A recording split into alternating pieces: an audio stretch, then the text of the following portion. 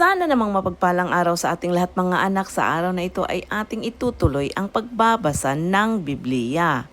Ayon sa Hebrew chapter 12 verse 2 to 3, ituon natin ang ating paningin kay Jesus. Sa Kanya nakasalalay ang ating pananampalataya mula simula hanggang katapusan.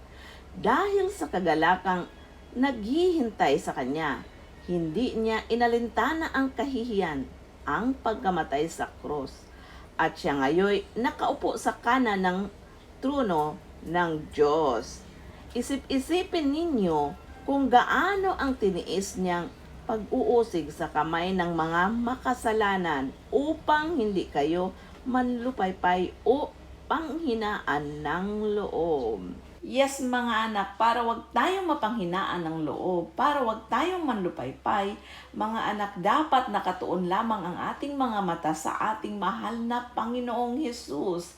Tingnan natin mga anak kung paano siyang nagsakripisyo upang sa ganun ay matubos niya ang ating mga kasalanan.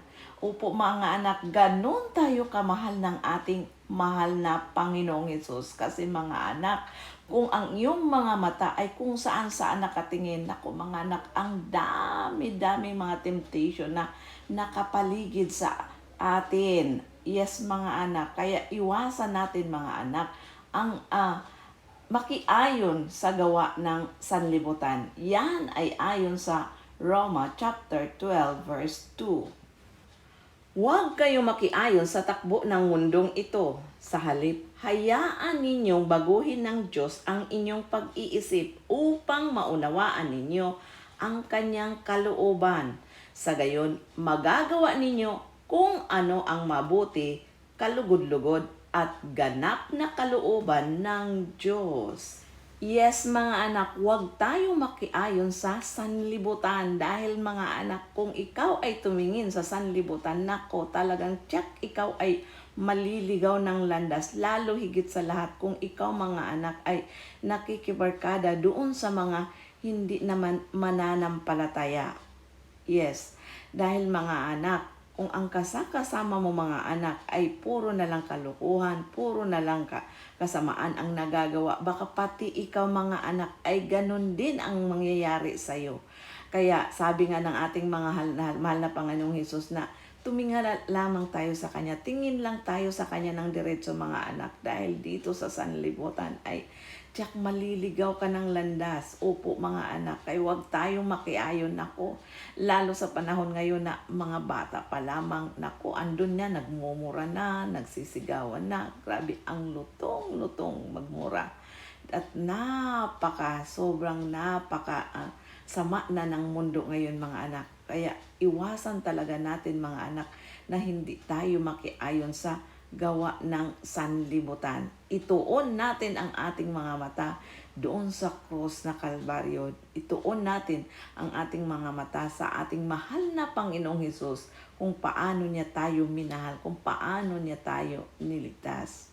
Dahil bakit? Ayon sa Efeso chapter 2 verse 12, noong panahong iyon, hiwalay kayo kay Kristo, hindi kabilang sa bayang Israel, at hindi saklaw ng tipan na babatay sa mga pangako ng Diyos. Nooy nabubuhay kayo sa mundo ng walang pag-asa at walang Diyos. Yes mga anak, dati na tayo dyan. Kaya nga tayo tinubos ng ating mahal na Panginoon upang sa ganon meron tayong pag-asa. At makamtan natin ang pangako ng ating mahal na Panginoong Hesus na ang buhay na walang hanggan. Yan yun mga anak, ang ating asamin, ang makapasok tayo sa kaharian ng langit. Dati na tayong ganyan mga anak, na kaya iwasan na natin yan. Alam na natin kung ano ang gawa ng sanlibutan dahil dati tayo dyan at pinulot lamang tayo ng ating mahal na Panginoong Hesus. Binago lamang niya tayo mga anak. Kaya ngayong na kay Kristo na tayo, dapat mga anak ay tayo ay nakasunod sa kanyang mga kalooban. Sunod lamang tayo nang sa ganon ay huwag tayong maligaw ng landas.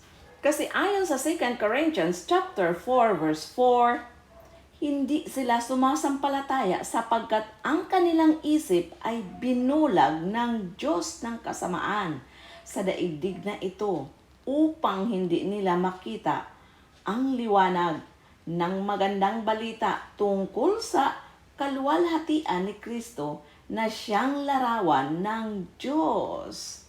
Yan ang dahilan mga anak kung bakit tayo ay huwag makiayon sa sanlibutan. Kasi mga anak, binulag ang kanilang mga kaisipan. Hindi nila makikita o hindi nila nakikita ang liwanag ng Diyos. Na imbis meron ka pang pag-asa, ang ipaisip sa iyo ay naku, wala ka ng pag-asa. Hanggang dyan ka na lamang. Yung iyong kaligayahan ay tinitwist, ni-reverse into sadness. Yes mga anak, kaya nako, imbis na gaganda ang iyong buhay, iniisip mo na, ay nako, ganito na lang siguro ang buhay ko. Kaya, ayun, nagpakalulong ka na sa kasalanan. Mga anak, hindi ganun. Sa Diyos ay meron kang pag-asa. Kaya nga, di ba, sabi ng ating mahal na Panginoon, tumingala ka, tingin ka lamang sa Kanya para sa ganun ay malabanan mo ang kalungkutan, malabanan mo ang gawa ng demonyo. Kasi mga anak, kung yung mga mata ay kung saan saan nakatingin, ay tiyak talaga mga anak, ikaw ay maliligaw. Upo mga anak.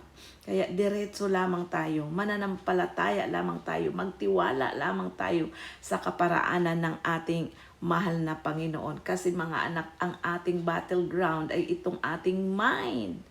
Yes, mga anak, lagi-lagi nating bantayan ang ating puso't isipan. Dahil itong ating isip ay napaka-powerful. Kung ano ang iniisip natin ay siyang mangyayari.